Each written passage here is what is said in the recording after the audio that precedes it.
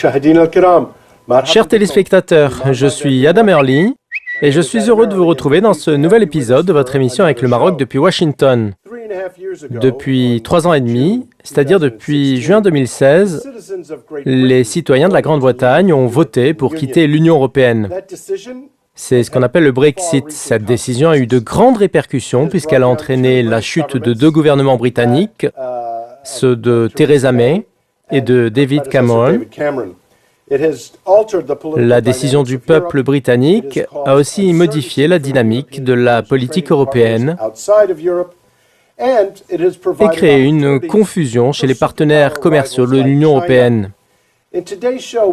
Par ailleurs, cela a créé des opportunités pour des forces concurrentes comme la Chine. Dans l'épisode d'aujourd'hui, nous allons discuter de l'impact du Brexit sur l'Europe, le Moyen-Orient, l'Afrique du Nord et les autres pays du monde. Qui sont les plus grands gagnants ou ceux qui ont le plus à perdre? Comment cela va-t-il influencer le commerce du Maroc avec la Grande-Bretagne et l'Europe? Est-ce que le Brexit va créer des opportunités commerciales pour des pays comme le Maroc pour développer des affaires et un commerce inexistant avant le Brexit? Avant d'entamer la discussion, on écoute l'analyse de l'émission J.D. Gordon qui nous donne un topo sur les tenants et aboutissants du Brexit. À vous, J.D. Thank you, Adam, for that kind introduction. As Brexit proceeds, Merci à Adam. Alors que le Brexit se dirige vers le Parlement britannique, tout le monde se pose des questions sur son impact sur le système financier, économique et diplomatique mondial. economically and diplomatically, as far as the world economy goes. Well, I believe that the Je crois que la sortie de la Grande-Bretagne de l'Union européenne portera préjudice à l'Union européenne plus que n'importe quel parti, mais je ne pense pas que la situation sera dramatique. too dramatic. I think they're generally overstated. Les anti-Brexit exagèrent dans l'estimation des pertes. L'institution américaine RAND a établi 8 scénarios post-Brexit pour l'économie mondiale. Funded think tank came up with 8 different scenarios regarding a post-Brexit economic reality that we would face. 5 of those scenarios 5 probabilités que la sortie britannique de l'UE soit courte et sans accord, alors que 3 parlent d'une sortie à l'amiable, and 3 of those areas studied were a soft Brexit. avec un accord entre la Grande-Bretagne et l'Union européenne pour la continuité de certaines conventions commerciales, comme le cas norvégien. La Norvège est bien entendu un État européen, elle est membre de l'OTAN, mais elle ne fait pas partie de l'Union européenne, n'empêche qu'elle fait partie de la zone d'échange européenne. La Grande-Bretagne peut prendre aussi, pour exemple, le modèle suisse. La Suisse est un pays qui se trouve au cœur de l'Europe, mais elle n'est pas membre de l'Union, mais elle garde un certain nombre d'accords bilatéraux avec les pays de l'Union. La Grande-Bretagne peut très bien suivre les pas de la Norvège, de la Suisse ou de n'importe quel nouvel accord douanier. Ça serait une solution pour garder certains avantages douaniers. Le Maroc a agi intelligemment à ce propos. Il a senti les changements venir. Il a alors négocié une série d'accords directement avec la Grande-Bretagne sans passer par l'Union européenne. De ce fait, il peut sauvegarder ses relations et ses intérêts avec les 2 parties. Des pays pourraient suivre le Maroc dans cette affaire, mais concernant cette affaire justement, beaucoup se posent la question pourquoi le président Trump soutient la sortie de la Grande-Bretagne de l'Union européenne et pourquoi les républicains soutiennent ce divorce. J'ai travaillé comme responsable de la sécurité nationale dans la campagne du président Donald Trump. Et je peux vous assurer que Trump est solidaire de la Grande-Bretagne en ce qui concerne les frontières ouvertes et l'immigration. L'un des plus importants slogans électoraux de Trump est « Gardons sa grandeur à l'Amérique ». C'est pour cela qu'il veut réformer le système de la migration et sécuriser les frontières américaines. Il ne veut pas de frontières ouvertes parce que quand les migrants arrivent des 4 coins du monde aux frontières mexicano-américaines, même s'ils disposent de visa, cela contribue à changer le tissu démographique américain.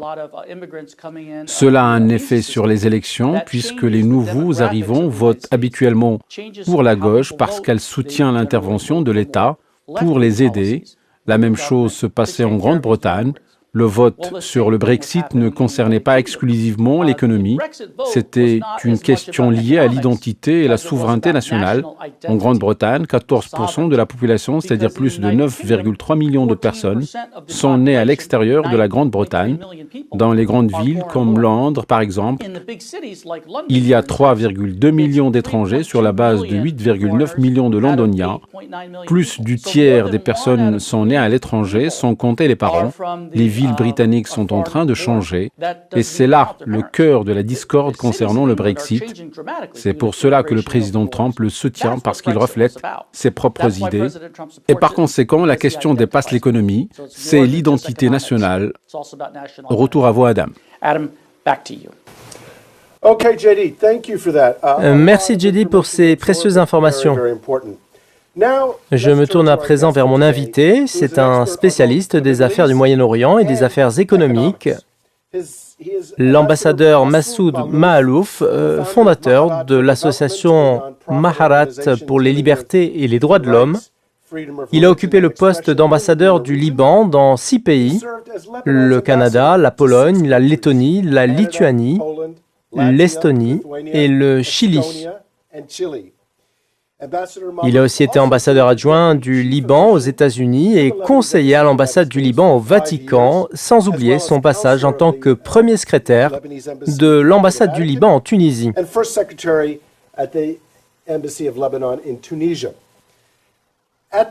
Au sein du ministère des Affaires étrangères du Liban, l'ambassadeur Mahalouf a dirigé le service protocolaire et le service des affaires panarabes.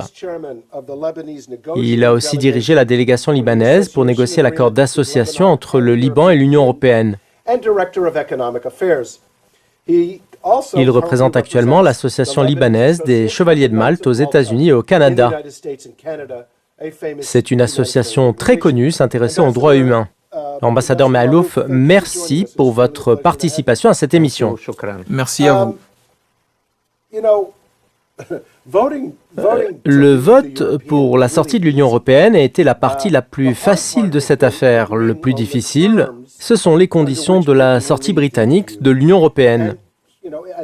Comme je l'ai mentionné dans l'introduction, les choses ont pris 3 ans pour 2 gouvernements entre l'essai et l'échec. La Grande-Bretagne va élire un 3e gouvernement. Il est probable qu'elle accepte l'accord de sortie de l'Union européenne. Est-ce que vous pensez qu'ils parviendront à un accord après les élections ou vous prévoyez plutôt une sortie douloureuse de l'Union européenne, c'est-à-dire sans accord? أولاً شكراً لاستضافتكم لي وتحية لجميع المشاهدين. Tout d'abord, merci de m'accueillir et bonjour à tous les téléspectateurs. La question du Brexit est très compliquée, comme vous l'avez dit. Il est facile de décider de sortir, mais comment mettre en œuvre cette décision, c'est une affaire très compliquée. Il y a un grand nombre d'autres pays et puis il y a l'administration de l'Union européenne et chacune de ces institutions a ses intérêts et ses conditions. Il n'est donc pas facile que la Grande-Bretagne vienne dire « Je vous ai rejoint telle année et je veux quitter ici et maintenant ». Il y a des questions très compliquées et jusqu'à présent, les choses ne sont pas claires et je ne pense pas qu'il y ait quelqu'un qui sache de quoi il en retourne, y compris le Premier ministre Boris Johnson.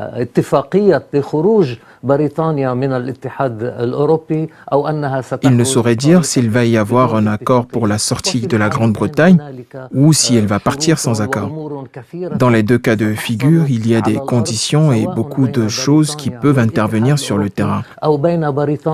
Que ce soit entre la Grande-Bretagne et l'Union européenne, ou entre la Grande-Bretagne et les États-Unis surtout et d'autres pays, et enfin entre l'Union européenne et des groupes de pays. La situation est très compliquée. Et je ne pense pas que quelqu'un sache aujourd'hui comment ça va se terminer. Et les élections du 12 décembre détermineront si Johnson aura une majorité qui soutient l'accord, si accord il y a, avec l'Union européenne.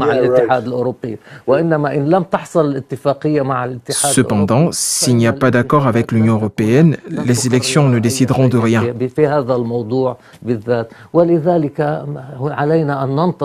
Il faut donc patienter pour voir si le Premier ministre Johnson parviendra à un accord avant le 31 janvier prochain, qui est la date butoir fixée après 2 reports.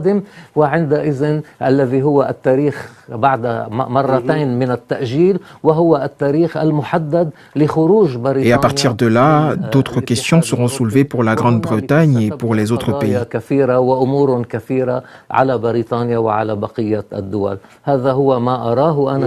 C'est ma vision des choses et je n'ai pas de réponse claire quant à savoir s'il y aura ou pas un accord.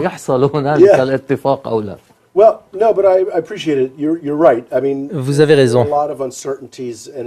La situation n'est pas claire du tout.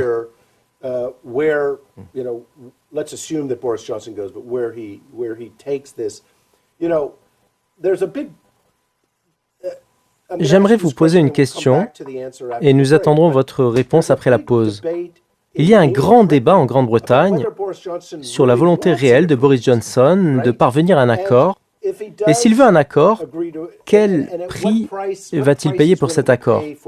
Ma question pour vous est la suivante. Est-ce que Boris Johnson veut parvenir à un accord et est-ce que la sortie de la Grande-Bretagne de l'Union européenne sans accord est une chose catastrophique? La réponse après la pause.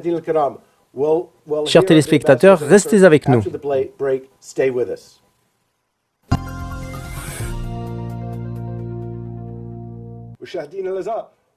Chers téléspectateurs, bienvenue à nouveau dans votre émission avec le Maroc depuis Washington. Je suis Adam Erli et je suis heureux d'accueillir l'ambassadeur Massoud Maalouf pour discuter avec lui des répercussions du Brexit sur le Moyen-Orient et le reste du monde. Avant la pause, j'ai posé une question à l'ambassadeur Maalouf pour avoir son avis sur les vraies intentions de Boris Johnson, savoir quelles sont les répercussions d'une sortie difficile sans accord avec l'Union européenne.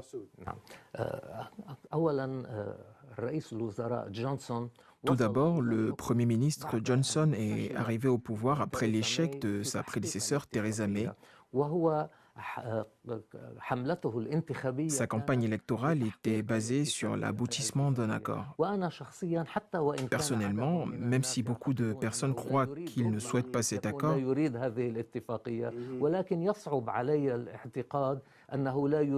j'ai du mal à imaginer qu'il n'en veut pas, surtout qu'il a mené sa campagne et a remporté les élections, parce qu'il était capable d'arriver à un accord et qu'il fera sortir la Grande-Bretagne de l'Union européenne avec de moindres pertes. Après qu'il se mette d'accord avec l'administration de l'Union européenne et avec toutes les parties concernées. Partant de là, je ne peux admettre actuellement que Boris Johnson ne veut pas d'un accord. Il fera tout son possible et il considérera cet accord comme une grande victoire.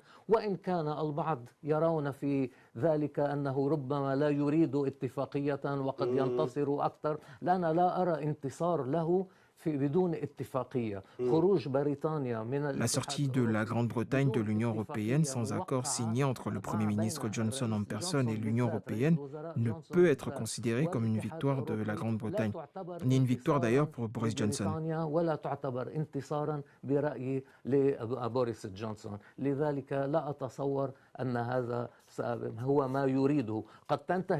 Les choses peuvent se terminer sans qu'il ne parvienne à un accord, mais j'écarte l'idée qu'il durcisse les choses pour ne pas obtenir d'accord. Et quel serait le coût d'une sortie sans accord pour la Grande-Bretagne et pour l'Union européenne également? أولا عندما سألت السؤال قبل الإعلان قلت أن قد يكون هنالك. Alors, tout d'abord, quand vous avez posé la question avant la pause, vous avez prononcé le mot catastrophe. Je ne pense pas qu'on arrivera à une situation de catastrophe. Les pays se mettent d'accord ou peuvent être en désaccord. يكون هنالك صعوبات أكثر مثلا من هذه الصعوبات مثلا التي قد تحصل. Il peut y avoir des difficultés, comme par exemple la valeur de la livre sterling qui pourrait baisser un peu. Et c'est une chose qui peut être utile dans une certaine mesure puisque la Grande-Bretagne pourra exporter plus vers le monde et encore plus vers les États-Unis. En tout cas, un peu plus qu'elle pouvait le faire par le passé. L'image de la Grande-Bretagne à travers le monde pourrait être écornée.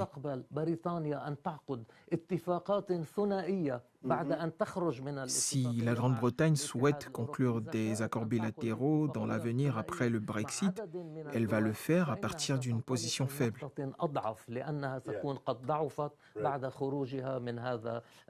Mais je le dis, je ne vois pas de catastrophe dans cette affaire. Vous parlez ici comme un diplomate. Il y a certainement plusieurs dangers qui peuvent provoquer les pires scénarios. Je suis d'accord avec vous sur le fait que Boris Johnson ne sauvera pas politiquement sa peau sans parvenir à un accord. Ceci ne veut pas dire qu'il souhaite ça. Je crois que nous allons avoir plus de perturbations dans la politique britannique si Boris Johnson échoue à parvenir à un accord avec l'Union européenne.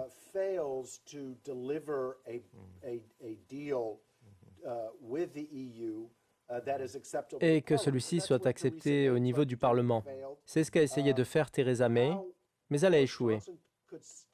Comment Boris Johnson pourrait-il réussir dans cette entreprise dans laquelle Theresa May a échoué? Si l'on prend en considération les négociations difficiles avec l'Union européenne, je crois que Boris Johnson aura du mal à réaliser son engagement lors de la campagne électorale, celui d'être un négociateur sans merci. Chers téléspectateurs, je vous propose de suivre une intervention spéciale du Dr Edmund Gharib, professeur de politique internationale et d'économie à l'université américaine. Dr Edmund, je voudrais vous demander comment les pays du Moyen-Orient et d'Afrique du Nord se sont-ils préparés au jour de la sortie de la Grande-Bretagne de l'Union européenne, que ce soit une sortie avec ou sans accord? Comment ces pays se sont-ils positionnés pour atténuer les risques sur leurs économies? À vous, docteur.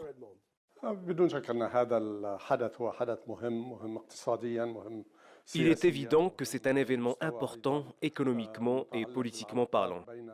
Il est aussi important au niveau des relations entre les pays, surtout entre la Grande-Bretagne et les pays européens, puisqu'on assistera à une sorte de divorce entre les deux parties. En même temps, cela aura des effets sur de tierces parties. Je parle des pays qui ont des relations commerciales, soit avec l'Union européenne ou avec la Grande-Bretagne.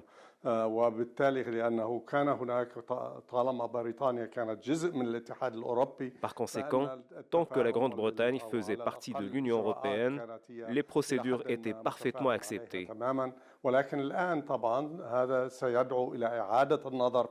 Mais à présent, il faudra revoir certaines dispositions, surtout qu'on ne sait toujours pas la nature de la sortie.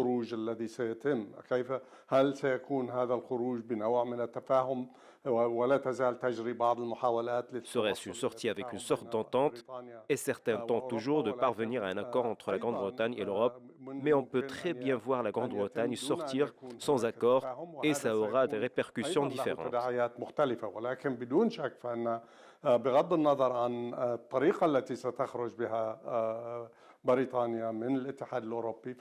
Sans nous attendre sur la façon avec laquelle la Grande-Bretagne va sortir de l'Union européenne, il est certain que cette sortie aura un impact sur tous les pays qui ont des relations avec elle, y compris les pays du Moyen-Orient, et d'Afrique du Nord qui avaient des conventions ou des traités commerciaux.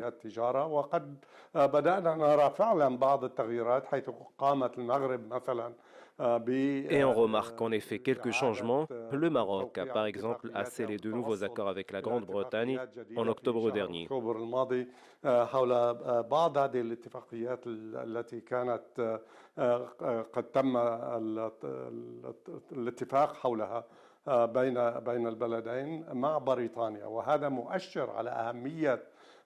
C'est un indicateur sur l'importance de la réactivité de la part des pays de la région qui ont des relations avec l'UE, mais aussi avec la Grande-Bretagne.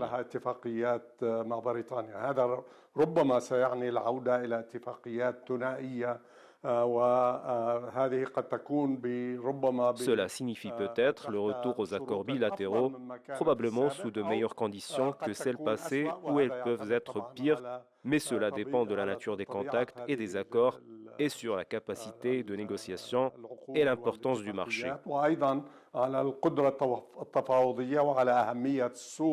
Le marché du pays concerné ou de la région concernée ou le marché britannique. Merci, Dr Edmond, pour votre intervention et pour les idées que vous avez exposées dans l'émission Avec le Maroc depuis Washington. Ambassadeur Massoud, dans un commentaire en début d'émission, vous avez dit que la Grande-Bretagne pourrait établir des accords séparés avec des pays pour atténuer l'impact du Brexit.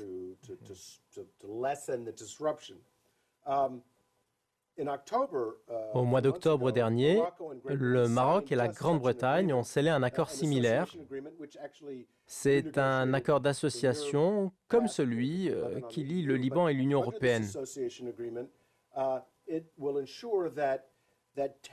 Selon cet accord d'association, les droits de douane pour le commerce entre le Maroc et la Grande-Bretagne ne seront pas impactés par le Brexit, y compris les droits préférentiels dont jouit le Maroc actuellement.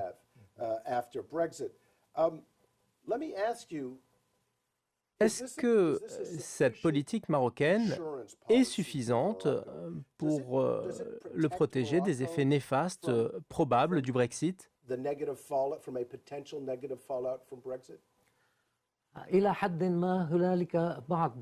À un certain niveau, oui. Avoir réussi à inclure une telle disposition dans son accord est une bonne chose pour le Maroc. Quand la Grande-Bretagne quittera l'Union européenne, aucun droit de douane ne sera imposé aux produits importés du Maroc. C'est une bonne chose pour le Maroc, mais il y a d'autres aspects non commerciaux dans l'accord. Il y a des points qui concernent la migration, les investissements, etc.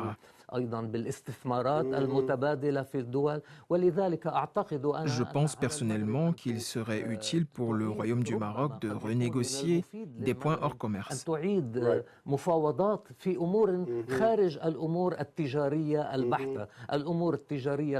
Les aspects commerciaux sont garantis et c'est une excellente chose pour les Marocains qui ont pu intégrer ces dispositions dans l'accord qu'ils ont conclu en octobre. Mais pour les autres aspects qui concernent l'accord entre le Maroc et l'Union européenne, certains devront être négociés de façon bilatérale avec la Grande-Bretagne.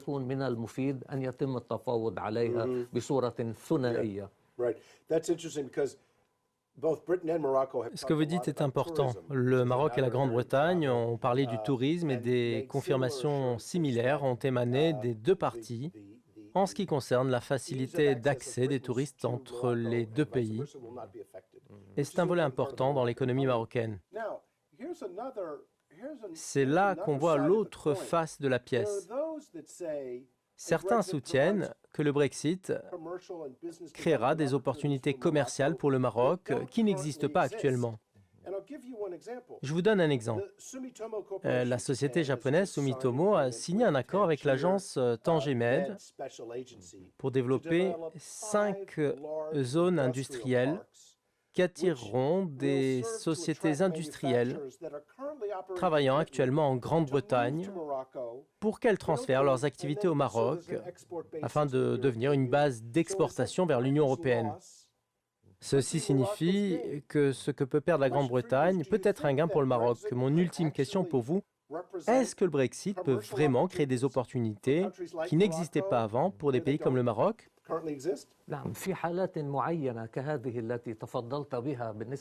Dans certains cas, comme celui que vous avez évoqué concernant la société Sumitomo, c'est très utile pour le Maroc. Mais il peut y avoir d'autres choses dont d'autres pays ne profiteront pas. J'ignore s'il existe d'autres accords entre d'autres pays qui ont un accord avec l'Union européenne, semblable à celui signé entre Sumitomo et le Maroc.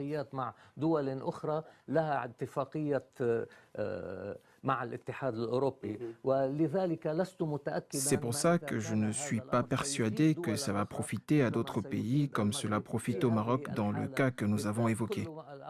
Tout dépend de l'existence d'entreprises qui ont des accords avec des compagnies chinoises, japonaises ou autres.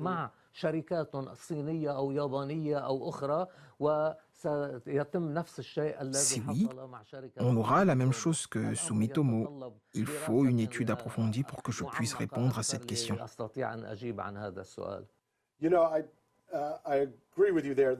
Je suis d'accord avec vous, mais soyez sûr qu'il y a des études sur ces probabilités, parce qu'avec tout défi, des opportunités se créent.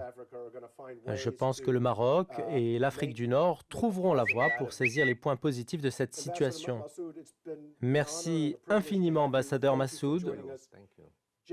Merci à vous également, J.D. Gordon. Nous étions ravis d'échanger avec le docteur Edmond Gharib. Merci à vous, chers téléspectateurs, pour votre fidélité à votre émission avec le Maroc depuis Washington. Et à très bientôt.